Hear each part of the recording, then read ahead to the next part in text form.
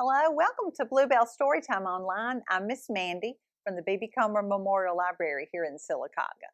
Well, Veterans Day is coming up very soon. It's November 11th. Schools will be closed. A lot of businesses in town will be closed. And that's a day that we take to thank our veterans for their service. They were people who served in the military for the United States. We thank them for what they've done to help preserve our freedoms and protect us. And we so much appreciate the men and women who are serving right now to keep us free. So thank you very much. The first book I want to read is called Hero Dad. The author is Melinda Hardin. The illustrator is Brian Langdo. The publisher is Two Lions. And I'd like to thank them for allowing me to share this book with you. My dad is a superhero. He doesn't wear rocket-propelled boots. He wears army boots. He can't fly. Well, sometimes he can. He doesn't have X-ray vision. He has night vision. He doesn't drive a super-powered car. He drives a tank. He doesn't wear a cloak that makes him invisible. He wears camouflage. He doesn't carry a laser gun. He carries a rifle. He doesn't have a sidekick. He has a platoon. Sometimes he has to go away for long trips, but that's what superheroes have to do. My dad is an American soldier. My dad is a hero, my superhero. And that is so true. They are our heroes. And we also, I'm not going to read this book, but I will tell you that we also have Hero Mom, because a lot of men and women serve in our armed forces. And we're very appreciative of what they do. All right, I want you to sing a song with me called See the Veteran. Now, it's to the tune of Frere Jacques, so you kind of know the tune. And you can repeat after me while we do it, okay? See the veteran, oh so brave, oh so brave. We thank you for your service, we thank you for your service. You're so strong, you're so strong. Okay, I think you got it. Let's try it one more time. See the veteran, oh so brave, oh so brave. We thank you for your service, we thank you for your service. You're so strong, you're so strong. All right, maybe you know a veteran in your family and you can thank them for what they've done for us. Now, also, veterans serve all over the United States and around the world, and we thank them for protecting our beautiful country. There are so many things to see in the United States. This book I thought was so fun. It's called How to Make a Cherry Pie and See the U.S.A. All right. The author is Marjorie Priceman. The publisher is Alfred A. Knopf, and I want to thank them for allowing me to share the book with you. How to Make a Cherry Pie and See the U.S.A. It also has a recipe for cherry pie in here. In the mood for a cherry pie? Let's get started. First, mix flour and salt in a bowl. What, no bowl? You will definitely need a bowl. Also, a pie pan, a rolling pin, a measuring cup, a pastry slab, a set of spoons, and some pot holders, which you can get at the cook shop.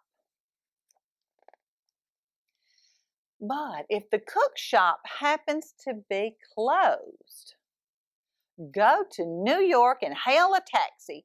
Ask the driver to drop you off at the corner of Pennsylvania and Ohio.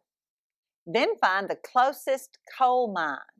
Coal is used to make steel, and you need steel to make your pie pan. Take the trolley deep underground and fill a bucket to the brim. Don't forget your hard hat and flashlight. Next, ride a riverboat down the Mississippi. It takes as long to sail it as to spell it. If the boat docks in Louisiana at lunchtime, eat a bowl of gumbo. Then go to a cotton farm and pick an armful of cotton for your pot holders. Catch an express bus to New Mexico. If the bus stops at the northwest corner of the state, take the opportunity to be in 4 places at once. Pretty cool. That was fun. Now back to work. Your task is to find some clay. A good place to look is down. You're probably standing on it. Dig up enough clay to make a mixing bowl, but look out for cactus needles. Board a train to Washington, the only state named for a president, the only president rumored to have a set of wooden teeth. Speaking of wood, go to the forest and find a nice branch. Saw off a piece the size of a rolling pin, and then, attention, we interrupt this book to report that you have one and all expenses paid trip to Hawaii. Your ship will leave today from California. Hurry, aloha. This is great news because you need sand and Hawaii has plenty of it. Glass is made from sand and you need glass to make your measuring cup. Fill a pail with sand. Watch out for falling coconuts. Make your way to New Hampshire for granite.